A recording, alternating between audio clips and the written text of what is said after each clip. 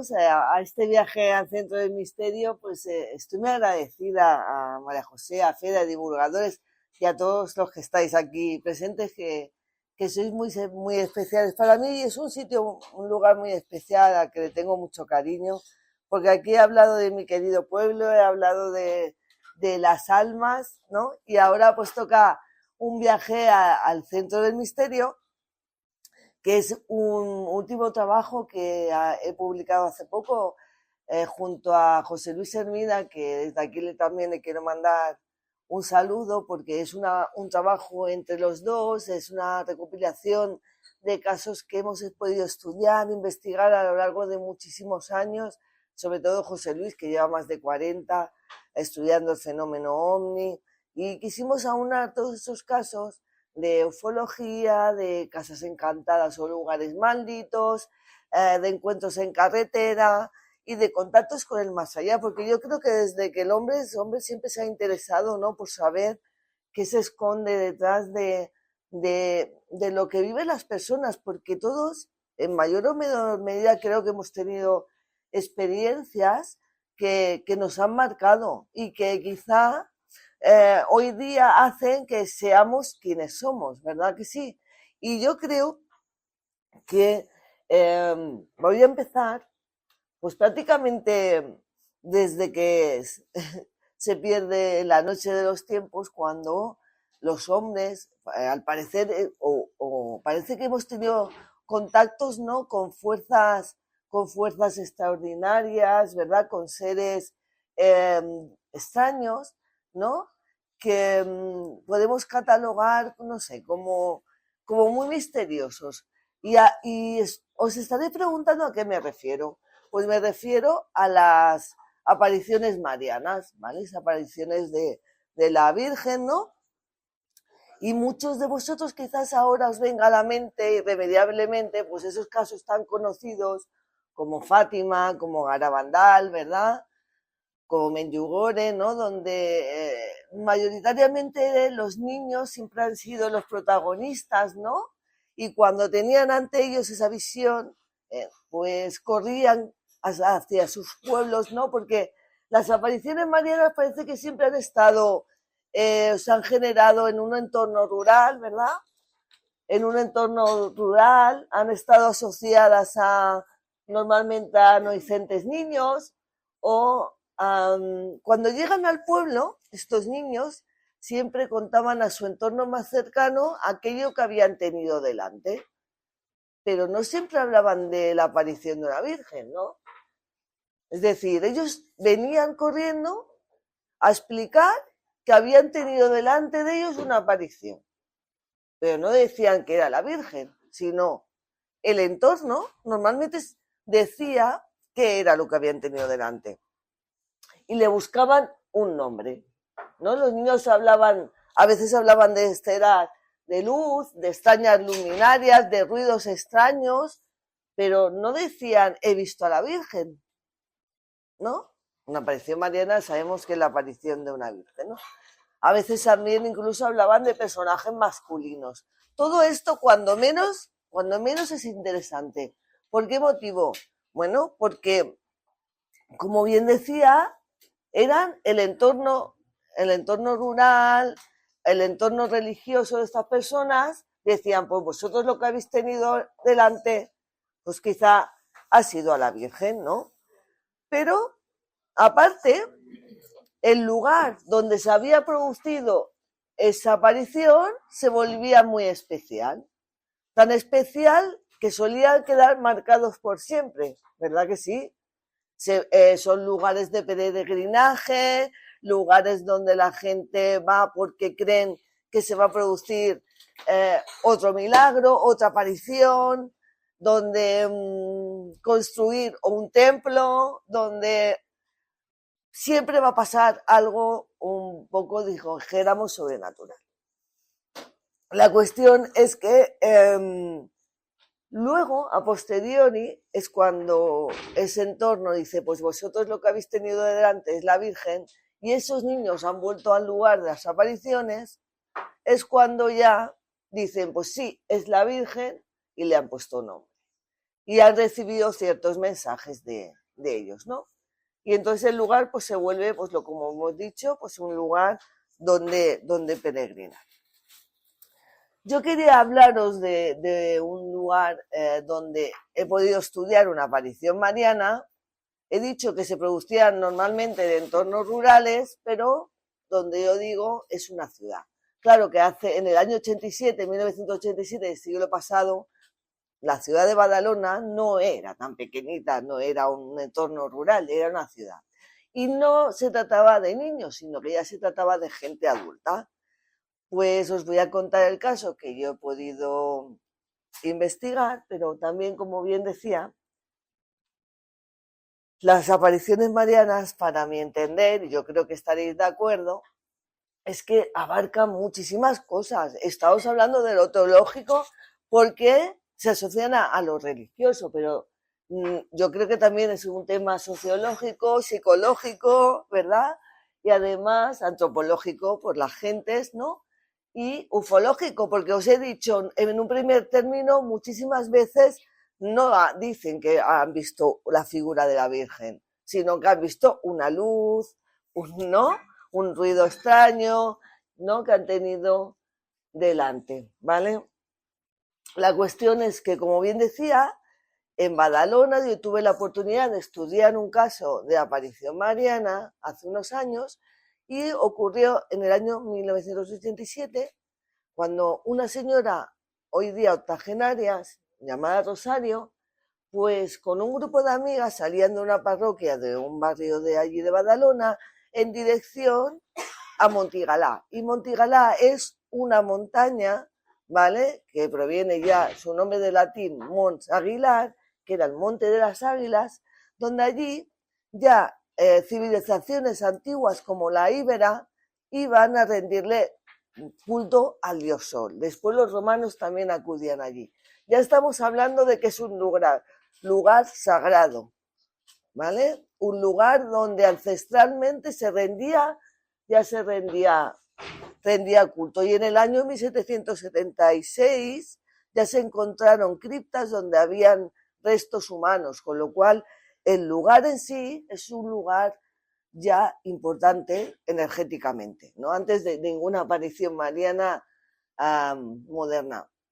Con lo cual, si los íberos y los romanos de Badalona, de Baétulo, ya iban hasta la montaña de Montigalá, era por alguna razón que pues ya determinaba cómo era este lugar. Bueno, pues la señora Rosario, que tenemos aquí en la fotografía, que es esta señora de aquí, pues va con un grupo, se queda viuda y decide ir junto a sus amigas a este lugar en su peculiar peregrinaje, ¿no? Y entonces, en un momento determinado, cuando ellas van subiendo hacia la montaña, algo repara. Bueno, pues tiene algo, se queda parada y ante ella dice que siente como una onda expansiva, tal y como se expresa la mujer, esto no son palabras mías, siente una onda expansiva que como si la empujara y una esfera de luz. Y esta incluso la tira al suelo, cae al suelo. Sus acompañantes no ven nada, pero ella sí. Y ella, a comparación de unos niños, ella sí que dice ver que es la Virgen. Y se presenta justamente donde hay un árbol. Y entonces se le llama la Virgen del Árbol, ¿vale? La cuestión es que no es nada extraño, porque sabéis que existen las hierofonías, que son los lugares donde muchas veces se les llama así, porque es un lugar donde hay mucha arboleda y, bueno, pues se dice que es donde más manifestaciones pueden haber de este tipo. Bueno, pues la Virgen del Árbol, entonces la señora Rosario dice que en ese momento, cuando cae al suelo, siente una voz telepáticamente, no una voz física, algo que le dice que es la Virgen y le da el mensaje que tienen que ir al lugar a rezar. No piden un templo, porque todos recordaremos, esto he comentado que era el año 87, en la década de los años 80 todos recordaréis, vosotros que sois más de la zona que yo, la aparición en 1981 pues del Escorial, con Amparo Cuevas y con todo lo que supuso ese caso, ¿no? Del Escorial, de las apariciones del Escorial. También en ese año 81 se producen las de en Yugore con las dos niñas de 15 y 16 años, que también se hace archiconocido. Este lugar no es archiconocido, lo conocemos la gente de la zona, no ha trascendido. Bueno, la iglesia lo sabe, claro, pero la iglesia se tuvo un poco al margen. Yo he entrevistado a los párrocos que han habido desde el 87 en donde la iglesia, en la parroquia donde ellas empezaron a salir para ir en peregrinación hasta Montigalá, y el párroco me dice que da igual el lugar donde uno vaya si siente la llamada de que allí está lo divino, con lo cual no le parece mal, ni cree ni deja de creer. Esto no es una cuestión de creencias, esto es una cuestión de qué puede sentir una persona en concreto. Bueno, pues a partir de entonces, la señora Rosario y un grupo de señoras ataviadas con esas túnicas, a veces cambian de color, en pleno monte, se forman su peculiar culto. Entonces, todos los jueves y todos los domingos, invierno, verano, primavera, otoño, llueva, relampaguee, haga un sol de justicia, van todo el día allí. ¿Pero qué van a hacer? Desde aquel día que la señora Rosario ve a la Virgen, no la ha vuelto a ver más físicamente, pero sí que reconoce que tiene un contacto con ella mental. Entonces, todos los mensajes que la Virgen del Árbol le da a la señora Rosario, los van anotando en este librito que tienen aquí, y entonces lo van como un cántico, como una misa. Hacen el culto como antiguamente se hacía ancestralmente, siempre se han hecho cultos, ¿no? Al aire libre. Esto es un altar de piedra. Tienen, aquí no sé si tengo la otra fotografía, no. Bueno, había puesto otra. Bueno, la cuestión es que donde estaba el árbol también hay otro. No la he puesto. Bueno, pues todos de quita y pon, porque luego si lo dejaban venían los vándalos y también la liaban, claro. La cuestión es que ellas tienen su culto, hacen sus liturgias, lo quitan, y entonces en el algarrobo este que os decía, dice que una vez encontraron dentro del fruto del algarrobo una piedra, una perla, que se la llevaron a la iglesia de Rusé. Lo que sí que está claro es que estas señoras con el fruto de los algarrobos hacen este rosario, está hecho con los frutos de la algarroba, ¿vale? Ellas no lo venden esto. Ellas hacen esto, lo llevan a la parroquia y quien quiera uno va. Y si tú le quieres dejar algo, le dejas. Pero sí que os lo he traído, pues si queréis ir pasándolo y lo podéis ir observando, ¿de acuerdo? La cuestión es que ellas llevan, pues desde el año 1977 acudiendo a este lugar de Badalona, que Badalona, no sé si lo conocéis, es una ciudad enorme, inmensa, está en medio de un monte, al lado de una cruz gigante que, por eso se llama la Cruz de Montigalá, que se erigió pues en 1913, en honor a Constantino por haberse pasado al cristianismo. Es un lugar, como os he dicho ya, muy hecho a los cultos desde muy antiguo. Y sí que es cierto que mucha gente ha estado en la zona de la aparición de la Virgen del Árbol, que siente pues esa energía del lugar, que yo creo que mayoritariamente es la producida por las señoras, ¿no? Que condensan pues mucho todo aquel sentimiento, porque allí la verdad que se respira, se genera mucha paz, ¿no? Y la cuestión es que ella rehace a hablar, ¿eh? No penséis que está abierta aquí a contarle a todo el mundo su experiencia. A mí me costó bastante poder hablar con ella, pero por otro lado te das cuenta que no buscan dinero, que no buscan un templo, que durante la década de los 80 han pasado bastantes años y lo que han demostrado es que no necesitan nada más que quien quiera estar ahí con ellas, pues está. Sabéis también que las apariciones marianas están muy relacionadas con algún tipo de suceso también, pues sobrenatural, dijéramos, ¿vale? Tales como ellas han sido testigos de alguno de ellos, como la danza del sol, ¿vale? Cuando a ellas, pues dicen que en algunas ocasiones han podido mirar al sol directamente y sin que les doliera, les hiciera daño a los ojos, veían como pues danzaba, ¿no? O como algo, dice, tapaba el sol, que no era un eclipse, ¿vale?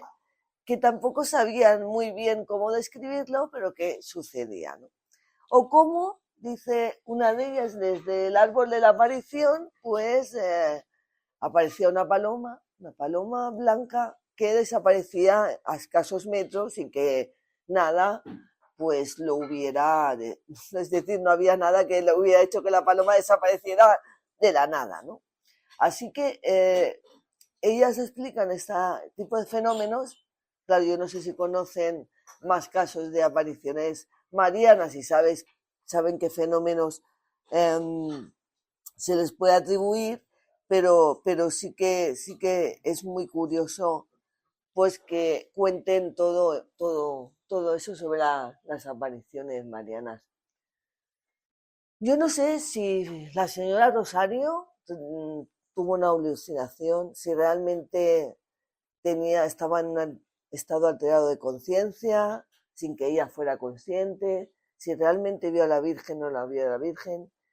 Pero cuando yo he entrevistado a estas personas, sí que me he dado cuenta de una cosa. Y esto pues, es muy personal, pero me he dado cuenta que a ellas sí que les va bien. Sea lo que hayan visto, da igual. Da igual. ¿Por qué? Porque les ha ayudado en su día a día. Estas personas, todas. Y esto no tiene nada de misterio. Esto es algo interno de cada uno de nosotros. Porque estas personas, si esa señora se quedó viuda, en aquella época quizá necesitaba algo que le abriera los ojos y pasar página, ¿no? Y las demás, estoy segura que tienen una historia personal, ¿no? Y cuando algo te hace, te motiva y te hace moverte y llegar a un punto determinado que te hace sentirte en paz, bien contigo mismo y haces feliz a los que tienes al lado, porque os prometo que esta señora no hace alarde de en absolutamente nada y las otras la tienen como alguien que les ayuda en su día a día, pues siguen peregrinando día tras día, van al lugar. Así que fuera un estado alterado de conciencia, fuera una alucinación, o realmente viera lo que ella cataloga como a la Virgen, pues está claro que es un beneficio, con lo cual no se les puede reprochar absolutamente nada. Y a veces de los temas que investigamos o estudiamos o queremos dar a conocer a los demás, nos obviamos muchas veces qué es lo que sienten los testigos, ¿no? Que puede ser relevante o no, para mí es muy importante lo que sienten. Para mí, hacer un libro como Viaje al Centro del Misterio, quizá para otras personas es un libro de casos, ¿no? Es un libro de casos que han investigado José Luis Hermida también, ¿no? No, es que para mí y para José Luis es algo más. Es algo más y yo creo que es lo que hemos intentado reflejar. Yo creo que aquí hay muchos periodistas, compañeros, a los que admiro, que están aquí esta tarde, que estoy segura, y amigos, claro, que se han topado también con estas cosas, ¿no? Y saben perfectamente qué es lo que es entrevistar a gente que ha vivido cosas extrañas. Pero a veces tenemos que darle la importancia que tiene, porque realmente el fenómeno no tiene importancia si no sabemos qué es, cómo es el testigo y qué es lo que ha vivido el testigo y a qué se enfrenta, ¿no? Sea lo que sea, porque nadie tenemos la verdad absoluta tampoco, ¿vale? Bueno, como bien decía, pues este caso no está en el libro, pero es un claro ejemplo de lo que podéis encontrar, ¿no? Como bien he dicho antes. Y yo lo relaciono, no solo yo, muchos estudiosos y mucha gente importante de la ufología, pues está cambiando un poco el paradigma de estos fenómenos. Ya no se producen apariciones marianas como antes se producían. No nos damos cuenta de ello, ¿verdad? Que ya nos sentimos. Ha aparecido la Virgen en... Bueno, por eso decía que lo estamos asociando, está cambiando algo, está cambiando el paradigma en el aspecto de por qué hablan de esferas luminosas, por qué se habla de zumbidos, por qué esa señora de Montigalá de Badalona no dice que es la Virgen, pero en un primer momento siente una onda expansiva que la tira al suelo. Por lo menos nos hace pensar que debemos siempre ir mucho más allá de lo que nos suelen contar, ¿no? Bueno, pues esta ha sido un poco la historia de la aparición mariana de Montigalá y bueno, ese rosario era una sorpresa, un regalo que os tenía preparados, ¿no? Bueno, voy a seguir al siguiente paso y voy a cambiar por completo el registro de lo que estábamos hablando, porque he dicho que todo lo que englobaba el viaje al centro del misterio, pues también estaban los lugares esos malditos, ¿eh? Los lugares marcados. Y claro, yo voy a enseñar una foto que os habéis visto antes de Sollayo y me gustaría que me dijerais que parece que, y si me equivoco me lo decís, que parece que está sacada de una película de terror norteamericana. ¿A que sí? Totalmente. Pues os prometo que esta fotografía no la he sacado de ninguna escena de ninguna película. Esta fotografía es una fotografía que hice yo en un lugar que es un antiguo sanatorio antituberculosos, también allí en la provincia de Barcelona. Están entre Badalona, Santa Coloma de Gramenet y San Adrián de Albasos, ¿vale? Y esto da pavor así, ¿verdad? Pues en directo da más pavor, no lo puedo asegurar. Pero no porque la gente a posteriori entre en busca de algo ignoto, porque lo han utilizado así. Y entonces volvemos creo, a equivocarnos erróneamente en el concepto de lugar encantado. ¿Por qué? Porque van unos grupos con una grabadora, ¿no? Que está muy bien, que van a buscar una psicofonía, vale, cada uno hace lo que quiere. Yo voy más allá siempre, pero más allá, antropológicamente, que me gusta mucho, es de qué sirvió qué fue este sitio, primigeniamente, para qué fue construido. 1917, el párroco de San Adrián de Albasos, ¿vale?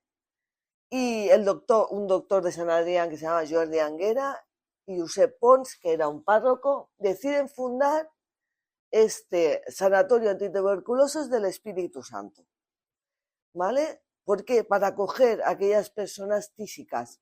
Vosotros sabéis lo que es un tísico, aquí hay un doctor, claro.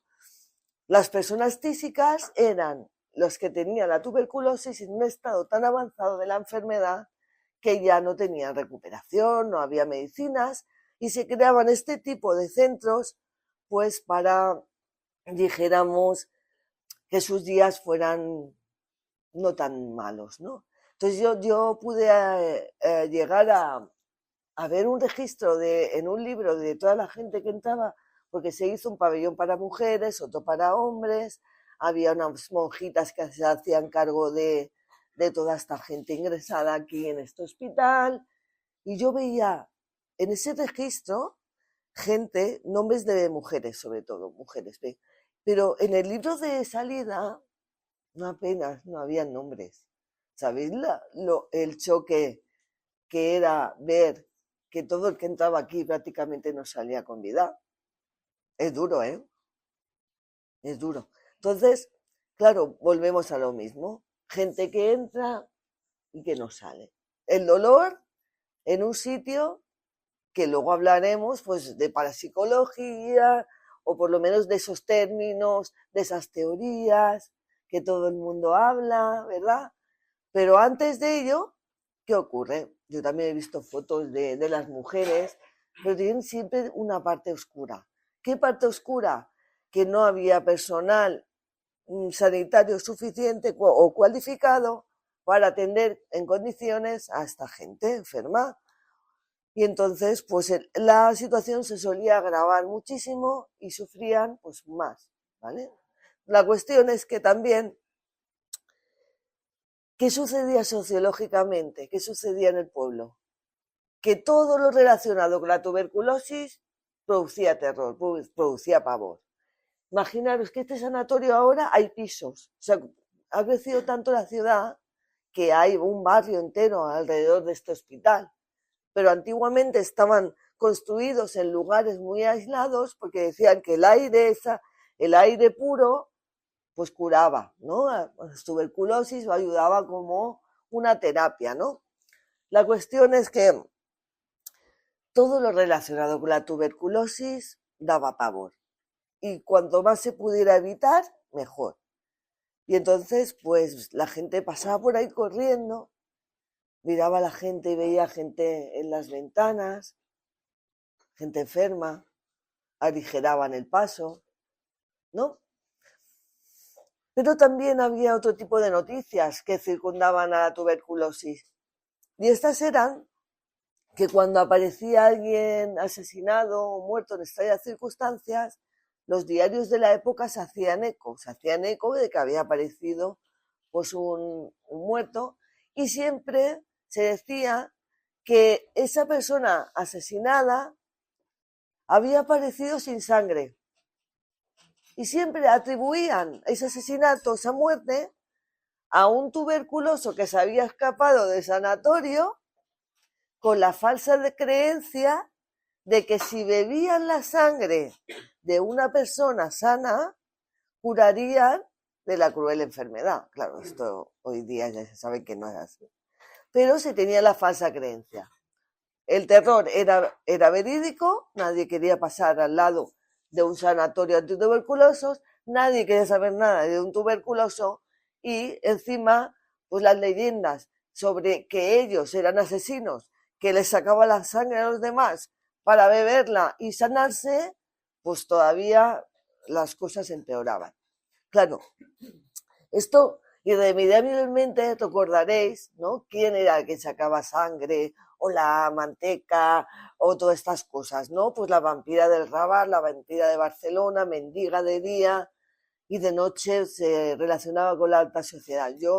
Hay un libro que se me ha ido ahora mismo de la cabeza de una autora, perdón, no me acuerdo, pero cuando pongáis el vídeo, si quieres, os lo digo. Es un libro que desmitifica por completo esta historia de Enriqueta Martí, ¿eh? Ella secuestraba a Teresa Guitart, la secuestró, pero eso de que tenía huesos de niños en su casa, ungüentos, sangre, no era tal, ¿vale? Pero bueno, la historia en general y que se cuenta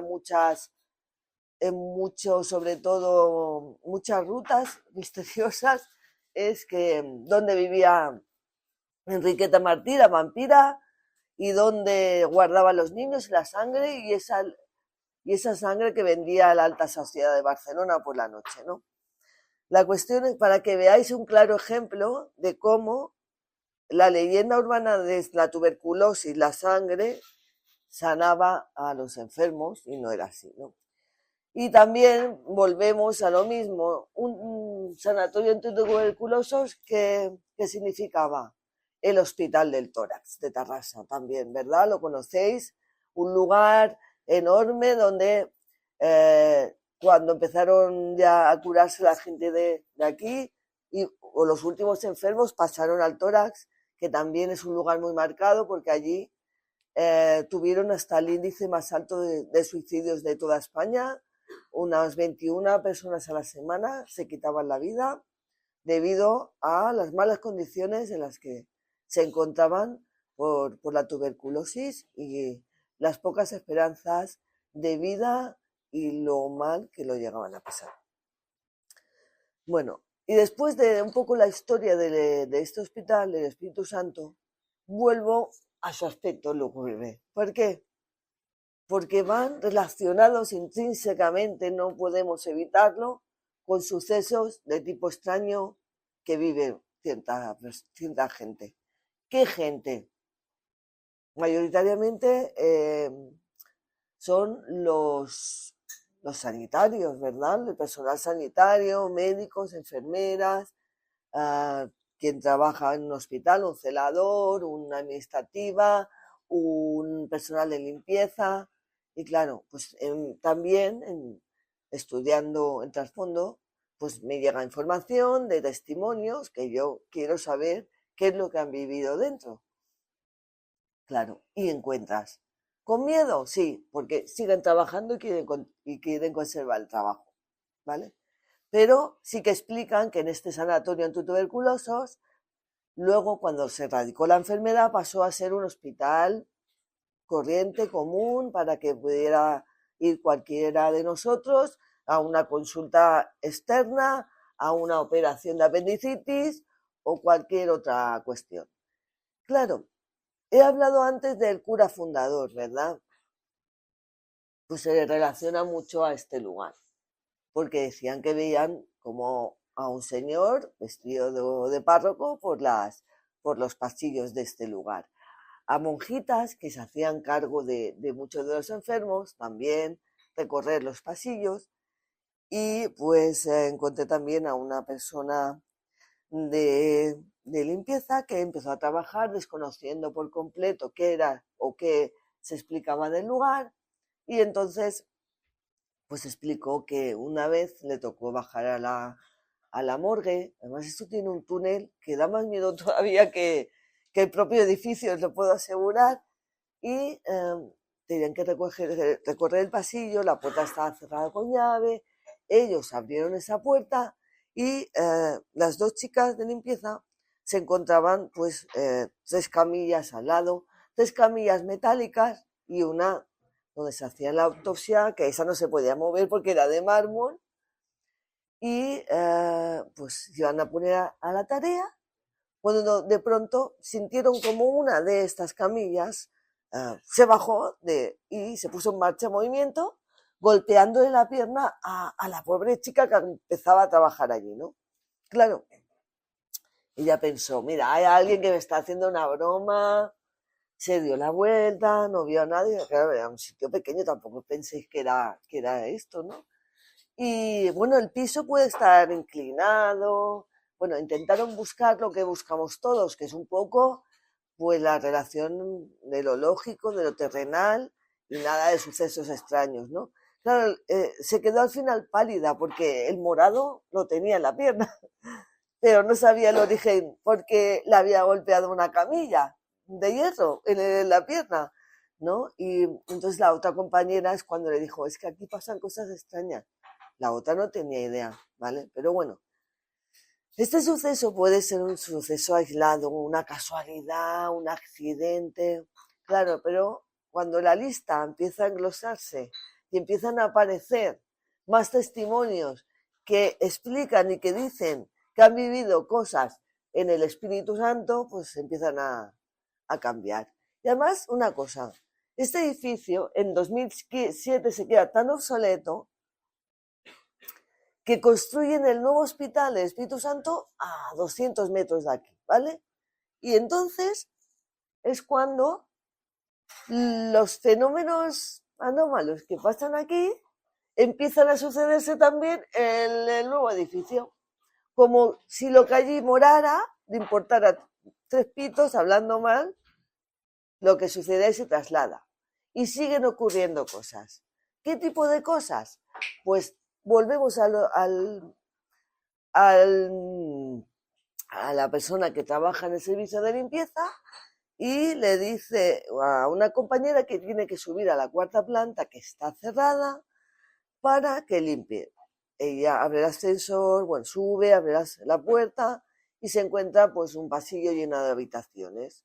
Y de pronto ve a una señora con un aspecto normal, nada de una dama de blanco, que también me las he encontrado en otros hospitales, ¿no? No me las he encontrado yo, me han dicho que las han visto. Sino una persona con el pelo largo, vestida de negro, un bolsito, que abre la puerta de una habitación y se cuela. Entonces el personal, la chica va, pues se habrá equivocado. se va corriendo, abre la puerta, que estaba cerrada. ¿Pensáis que había alguien dentro? Esta señora, ni bolso, ni vestido, ni nada, ni pelo largo, allí no había nadie. Bajó despavorida a contárselo a sus compañeras y tampoco se sorprendieron demasiado que contara esta historia.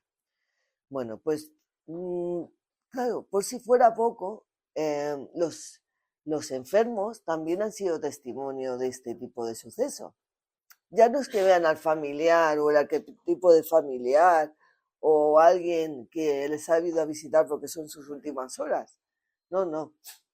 Han llegado a llamar al timbre que se personara a la enfermera porque han llegado a ver a un párroco abrir la puerta de la habitación, abrir la puerta del baño, meterse dentro y cerrarla. Claro, si tú estás en la cama de un hospital, lo que menos te esperas es que alguien abra la puerta, que no conoces de nada y se meta dentro. Claro, la enfermera se persona, abre la puerta, a que no había nadie, a que sabéis la respuesta. Pues eso. Pues no se encontraba allí nadie, ¿no? Entonces, este tipo de cosas son muy comunes. O el arquetipo de la persona alta con sombrero también, ¿no? La cuestión es que en algunas zonas sentir escalofríos o girarte porque pensar que hay alguien detrás, ¿no? Este tipo de cosas son las que suceden en el Espíritu Santo. Pero uno también se pregunta, bueno, ¿y qué puede producir todo este tipo de fenómenos, verdad? Porque muchos los atribuirían a aspectos, fantasmas, apariciones, pero también pueden tener cabida otro tipo de cosas, ¿verdad? Una persona que trabaja muchas horas en un hospital o en cualquier trabajo, nosotros solemos generar estrés, ¿verdad? Nervios, estrés, cansancio. A veces podemos estar muy estresadas, muy cansadas y podemos creer que vemos cosas. Claro, pero una enferma a lo mejor no está tan cansada, tiene muchas horas para pensar, ¿no? Bueno, puede ser que también los trabajadores estén tan ligados a ese lugar ya, que estén en conexión con ese sitio y puedan sentir algo. Pueden ser también pues alucinaciones por cansancio, por estrés, no sé. Siempre hay que buscar que pueda haber muchas más explicaciones a lo que en un primer término puede parecer que suceda en un lugar, ¿no? De todas formas, como bien decía, pues son numerosos los testimonios que existen y que allí pasan cosas, ¿no? Pero también a 500 metros, cuando aquí no había nada, había una zona de pinos, y esto quizás es más macabro todavía, y es que hay vecinos de la zona que cuando eran pequeños, pues podían ver, vivían cerca del hospital y de esos pinos, que había gente que iba allí a acabar con su vida. Y cada vez que alguien se colgaba de un pino, lo cortaban y ya no volvía a crecer, ¿no? Hoy día hay un colegio, no me extraña si todo el mundo va allí, ¿no? Bueno, perdón por la broma, macabra. La cuestión, la cuestión es que estas cosas ocurren, estas cosas siguen sucediendo, pero a veces cuesta mucho de que hablen porque tienen miedo a perder el trabajo o a que se diga de ellos, ¿no? Al descrédito. Estas cosas pues generan eso, ¿no? Me van a tachar de loco, no me van a creer qué es lo que me ha sucedido, no quiero perder el trabajo, etcétera, etcétera, etcétera. ¿Vale? Bueno, pues siguiendo en este viaje, no sé el tiempo que llevo, pero yo creo que voy un poco rápido, ¿eh? Pero bueno, bueno, pues bueno, yo es que los PowerPoints ya os digo que me gusta más hablar que no pasar PowerPoints. Pero bueno, pues lo que os estaba un poco, el terror que generaba la enfermedad de por sí, las leyendas sobre los enfermos de tuberculosis también, y esos sucesos extraños atribuidos al lugar marcados por el dolor, ¿vale? Bueno, los encuentros en carretera. ¿Cuántas veces hemos escuchado lo de la dama blanca, la chica de la curva? Yo creo que es una de las cosas que más terror, a mí me da más miedo esto que en una casa encantada, si es que están encantadas. ¿Sabéis por qué? Porque si vamos en un vehículo, en nuestro vehículo, conduciendo, nos sentimos súper seguros, ¿a que sí? Es como un santuario, porque nos sentimos como es nuestro, vamos tranquilos, nadie puede abrir la puerta como norma general y producirnos un daño, claro, pero ¿y si eso de pronto desaparece? Porque algo nos quita la confianza. Pero antes de adelantarme ante ello, os voy a hablar del kilómetro 666 de la Nacional 2 de la red de carreteras del Estado. ¿Sabéis dónde se encuentra? En Barcelona, en la carretera de Calella de la Costa, ¿vale? Es una curva donde está, bueno, esto está anclado con clavos o con tornillos porque todo el mundo se quería llevar siempre el cartel. Lo han robado infinidad de veces porque siempre asocian el 666 al número de la bestia. Entonces era como tener una reliquia, ¿no? Claro, al final yo creo que le han soldado ya eso para perpetuo, para que no le pase, no lo quiten más, ¿no? Arriba hay un faro y en pandemia hubo un desprendimiento y se produjo, bueno, la carretera quedó fatal, ¿no? Y ya lo atribuyen aparte de ser un lugar maldito. Pero en realidad sí que estadísticamente es un lugar maldito porque se producen muchísimos accidentes en este kilómetro, pero no porque sea el kilómetro 666, sino porque es una curva muy peligrosa de la Nacional 2.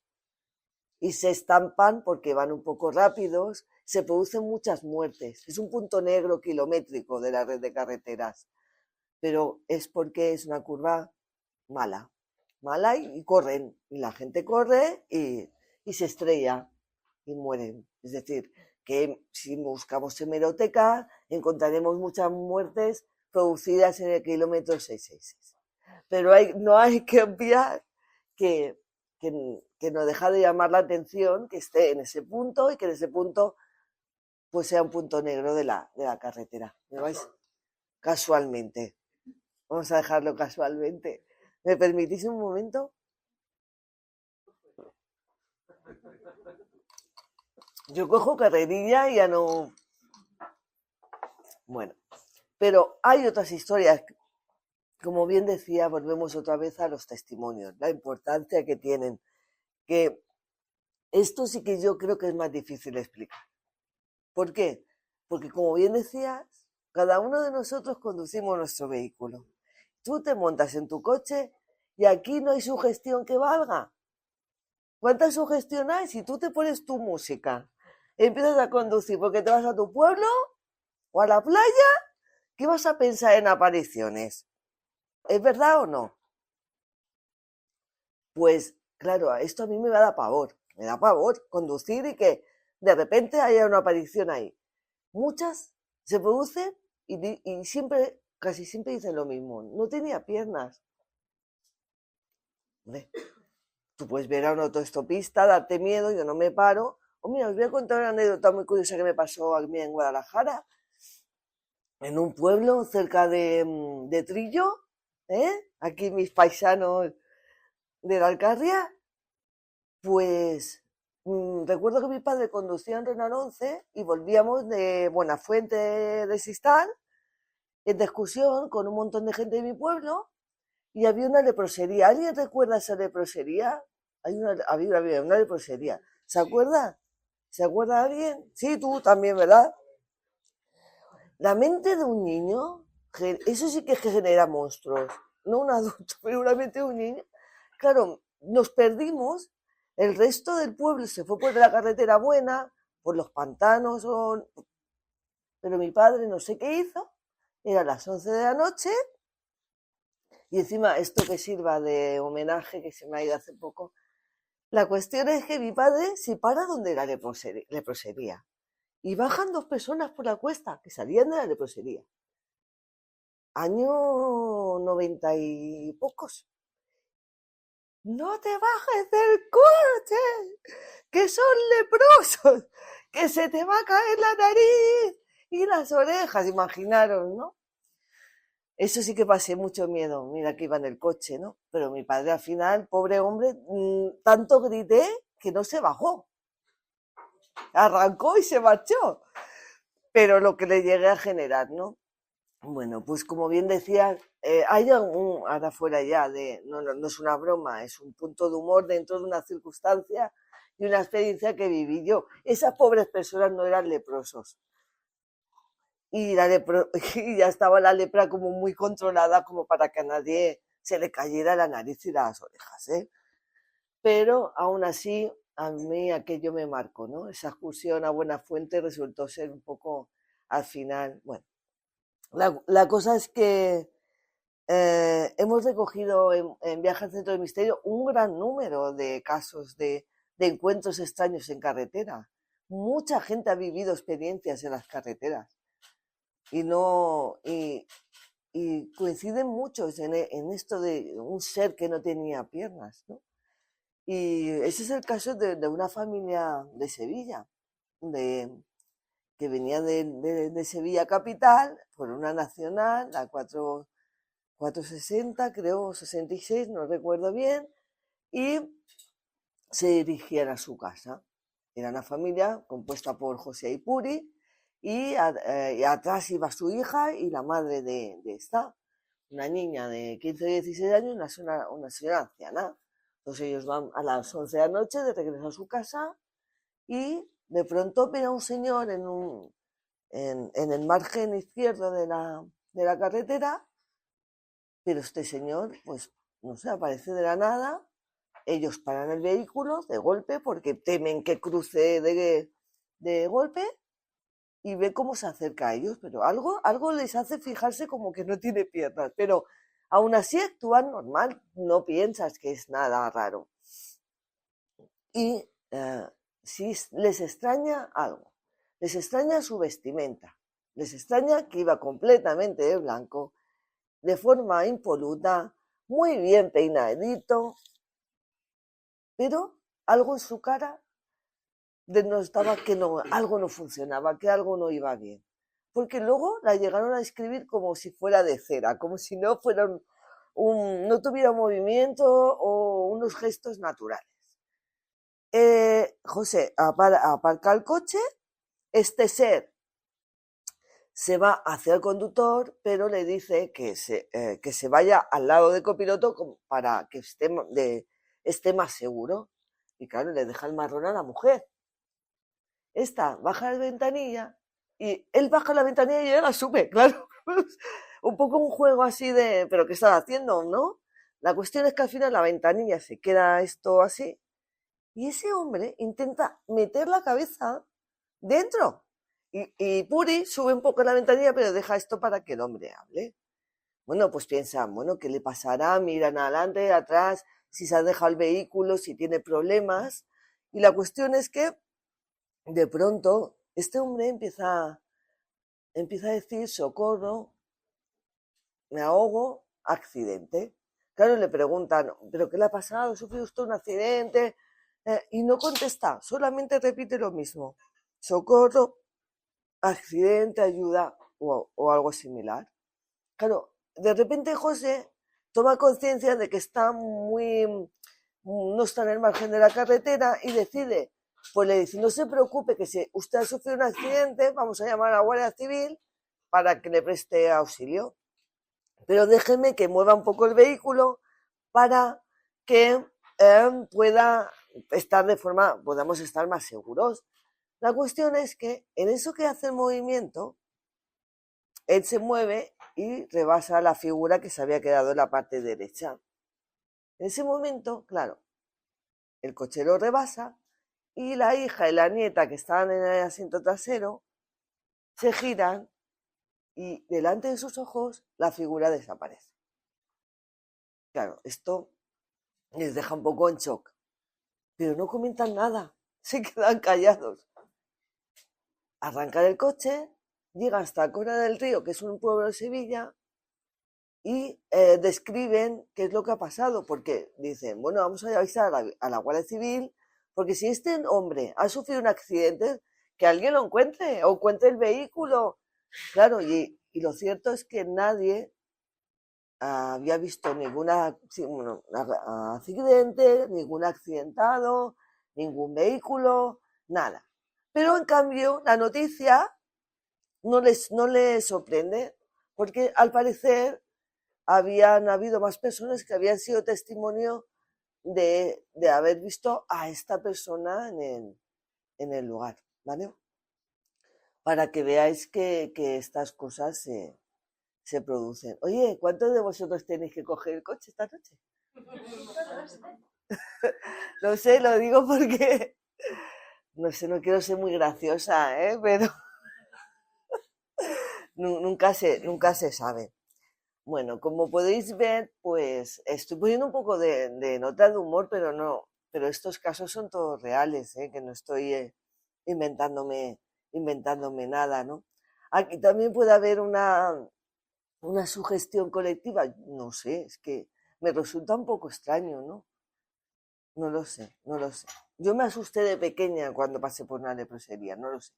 Pero que 4 personas en un coche vean lo mismo, pues no sé. Suelta, como cuando menos es un poco extraño, ¿no? ¿No creéis? No, lo que pasa es que también el término orbe también englobaría que cuando se graban con cámaras de vídeo o se hacen fotografías, también influyen las motas de polvo, las gotas de humedad, insectos.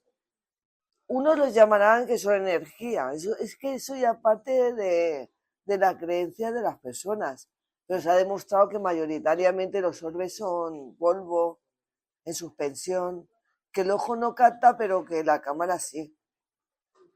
Pero, pues, ¿por qué no pueden haber orbes? Claro que pueden haber orbes. Yo no puedo negar algo que no tengo una prueba, pero que sí que esas cosas se han probado en muchas ocasiones. Lo que venía a deferir, que quería antes comentaros sobre los lugares encantados, es que circunda mucho otras teorías, que es la de la impregnación. Yo he dicho que puede ser el estrés, el cansancio, el nerviosismo de contener tanta emoción porque se te mueren los pacientes, ¿no? Lo que se vive en un hospital no es agradable y puede generar que la gente veamos cosas. Pero también hay que decir que también existen teorías, que hay una muy extendida que se llama de la impregnación, que nos dice que todo lo que vivimos en los lugares donde mayoritariamente pasamos más tiempo, ¿cuáles suelen ser? Nuestras casas, nuestros trabajos, pasamos mucho tiempo en ellos, ¿verdad? Pues a veces dicen que todo lo que vivimos allí pues, puede quedar impregnado, tanto lo bueno como lo malo. Y entonces, en un momento determinado, por una causa desconocida, nosotros o gente muy sensible, que puede haber gente muy sensible o paranosta o una sensibilidad extrema, pueda ver y sentir cosas que otros no. Pero esto no está demostrado de ninguna manera. No hay algo que nos diga que esto es así. Es que yo creo que se nos abre siempre ante todo este tipo de casos un amplio abanico. Y aquí, indudablemente, vuelvo a los inicios de cuando empecé a hablar de las apariciones marianas. Las creencias, el entorno sociocultural en el que nos movemos. Todo eso influye mucho en quiénes somos. ¿Sí o no? Y en lo que nos pasa. Y cómo tomamos aquello que nos pasa. ¿No? Yo vuelvo a remitir mi pequeño ejemplo de la que lié por 2 hombres a las 11 de la noche en plena oscuridad al lado de una leprosería, ¿no? Pues, claro, no lo sé, no lo sé. Pero evidentemente fenómenos existen, que se nos escapan existen, pero que a veces a lo mejor tienen una explicación. Yo he visto vídeos fake de la aparición mariana, donde se producen apariciones marianas, vídeos fake de ovnis. Gente que ha creado un ovni de mentira y lo ha plasmado en esta montaña, para darle ya más intríngulis al caso, ¿no? Claro, es que esto hace daño, porque habrá gente que se va a creer que el ovni es de verdad y se vea lenguas que es mentira. No se hacen estas cosas. Bueno, sí que se hacen. No porque, no porque ya no voy a ponerme como una niña pequeña, es que eso no se hace. Es que ya sabemos que no se debe de hacer. Porque luego hay muchos periodistas, muchos comunicadores y mucha gente seria que intenta estudiar estas cosas, que se avance de una vez, porque yo nunca voy a negar el fenómeno. Yo no soy negacionista. No, me niego a pensar muchas cosas que no son verdad. Pero me fastidia que otros digan que no existe porque no existen. Perdona, que te voy a contestar a la de la energía telúrica. Pero sí que es cierto que hay un monasterio también en Montigalá, que es un monasterio pues que tiene muchos siglos, mucha historia, y pues los reyes católicos estuvieron allí con Cristóbal Colón. No, está documentado lo de Cristóbal Colón, que estuvo en Badalona en el monasterio de San Jerónimo de la Murtra, que también está relacionado y los monjes dejaron en sus escritos que tenían visiones extrañas, que se producían fenómenos extraños e incluso una guerra con el mismísimo diablo, que empujaba a los monjes por las escaleras, que molestaba con fenomenología de tirar las cosas al suelo, empujaba a los monjes, hicieron exorcismos. Es decir, que esto tampoco es una leyenda urbana, sino que está también escrito por los monjes de San Jerónimo de la Murtra. Es un lugar muy, muy especial. Es que todo Montigalá, todo lo que os he dicho, ya os he dicho que desde época íbera es un lugar muy especial. El problema es que está ya tan masificado de ciudad que tenemos ahí una autopista al lado, entonces ya eso, la gente no sabe la historia. Yo hago rutas por la ciudad de Badalona y otras ciudades de allí, y cuando empiezas a hablarle y le explicas a la gente todo lo que tenemos en nuestras esquinas, es que alucina, porque no conocen nada y se les abre un amplio abanico, ¿no? Bueno, es que sí, os hablo de todo lo que bueno, el tórax es que han hecho barbaridades allí. Pero hay una historia real. Pero vuelvo a la historia real primigenia. ¿Para qué se construyó? ¿Quién estuvo? ¿Quién sufrió? ¿Y quién se volvió loco para tirarse y morir 21 personas a la semana? Eso es una realidad. Y que se tiraban de las ventanas es una realidad. Lo que generan los que fueron en busca de psicofonías, espectros, no me voy a meter en ese tema, lo siento, es porque hay tanto que se cuenta ahí. Pero, o sea, hay gente que dice que ha vivido cosas, sí, que hay una enfermera real que decidía quién puede vivir una semana más, claro, porque tenía los días contados. Para ahorrarle sufrimiento, también, lo que eso se esconde mucho. Se esconde que había una enfermera de carne y hueso, no la fantasma de la que habla, que acababa con la vida de muchos pacientes. Pero, claro, imaginaros un lugar donde tú te encierran porque estás enfermo. La tuberculosis, aquí tenemos un doctor, o a lo mejor hay más de uno, pero había muchos tipos de tuberculosis, ¿verdad, Manuel?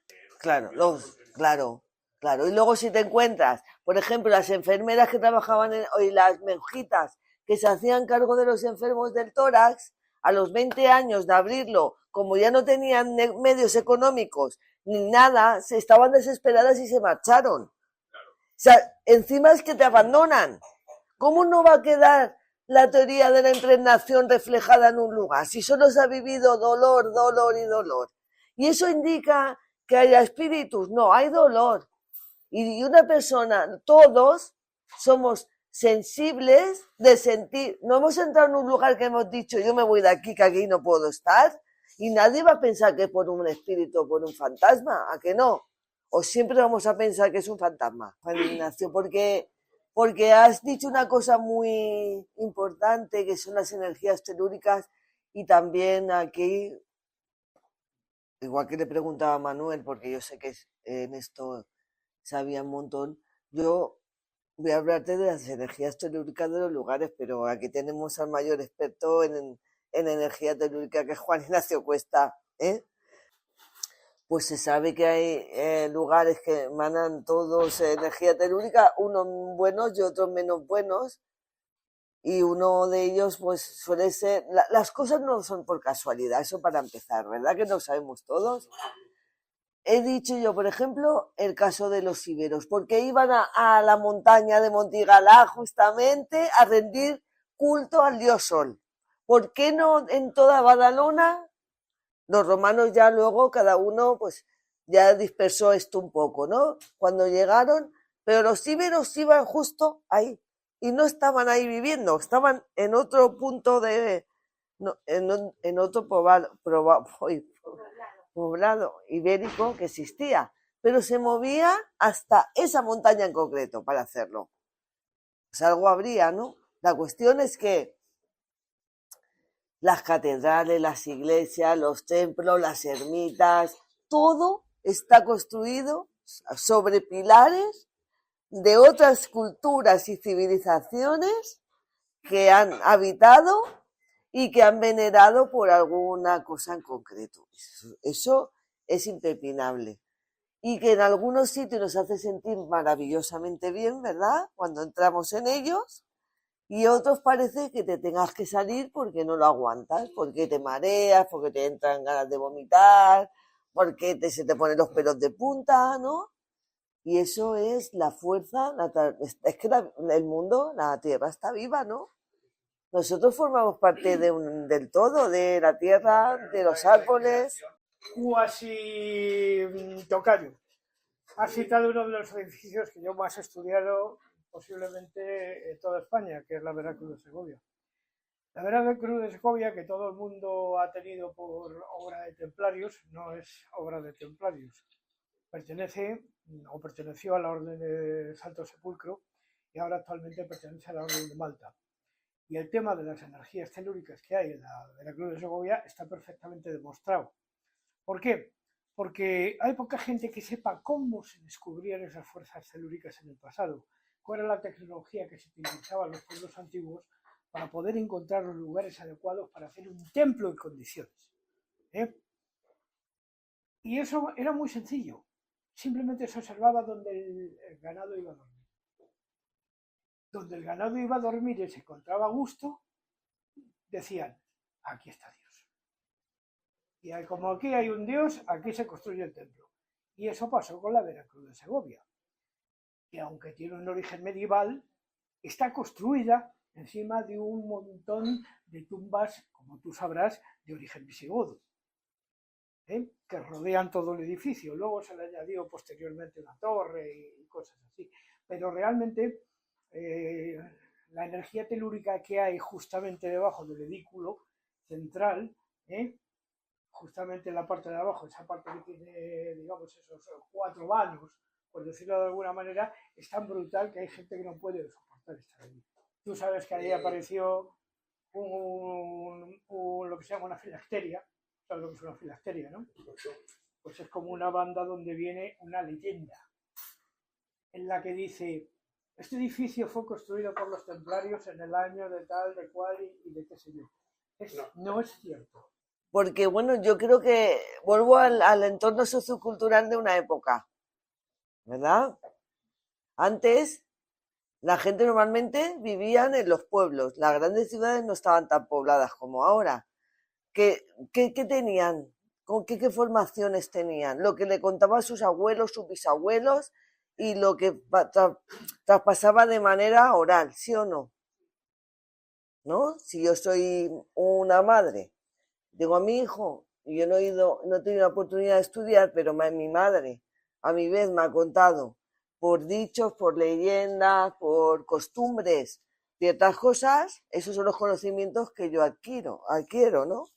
Y luego me muevo pues en mi entorno rural. Y si no salgo de mi entorno rural, no voy a tener más información que aquello que me han traspasado a mí. Si esos niños, lo que les pasaba, cuando yo he dicho que iban corriendo a su casa o al cura o al padre a decirle, acabo de ver algo extraño, automáticamente se les decía, eso es la Virgen. La validación. No se les decía, tú no has visto nada. A lo mejor era más fácil decir, tú no has visto nada.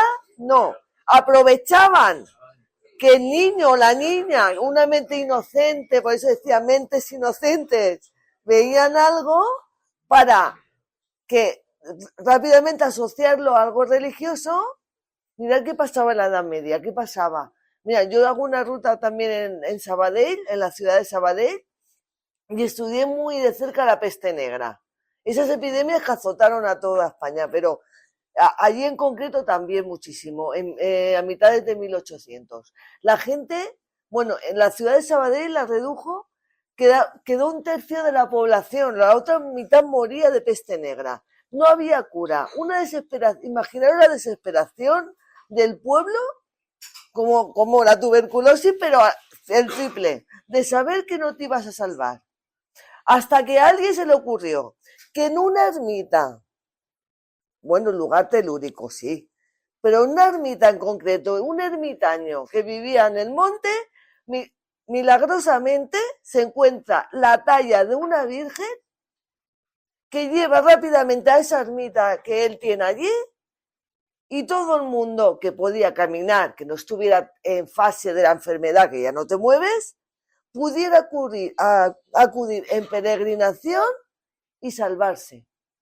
Y de repente también nace San Roque, y San Roque se hace como el patrón de la peste negra, que va con el perrito por toda Italia primero y cura a todos los enfermos, que me voy a cargar, a todos los enfermos de peste negra.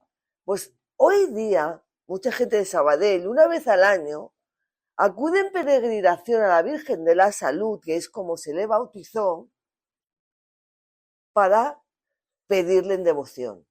Pero eso nació en la Edad Media.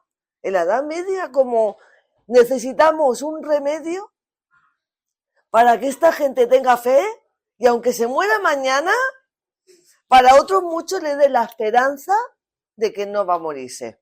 Pues te haces una idea cuando me has preguntado que en la época de Garabandal, por ejemplo, Fátima, por ejemplo, o Mendugore, las niñas de 15 años, que están en un entorno rural, que es que si me imagino yo que mi padre me decía que hasta los 17 años no había visto unos zapatos, ¿qué habrían visto esas criaturas antes? Nada, las vacas, las ovejas, las cabras y los pastos. No sabían nada más de la vida. Si yo corro y te vengo a ti siendo una niña y te digo, Lola, acabo de ver una esfera de luz luminosa que me ha parecido maravillosa, pero yo me he asustado y he venido corriendo a explicártelo. Una mente inocente de una niña que te explica eso. Y tú aprovechas eso, que eres más maduro y más, le voy a dar la vuelta y te voy a decir que no has visto una esfera de luz luminosa, que yo tampoco sé lo que es, pero voy a aprovechar y te voy a decir que es la Virgen. Porque entonces la gente va a creer en algo, se va a limitar a lo que yo le digo y esto se va a tener controladito aquí y ya está.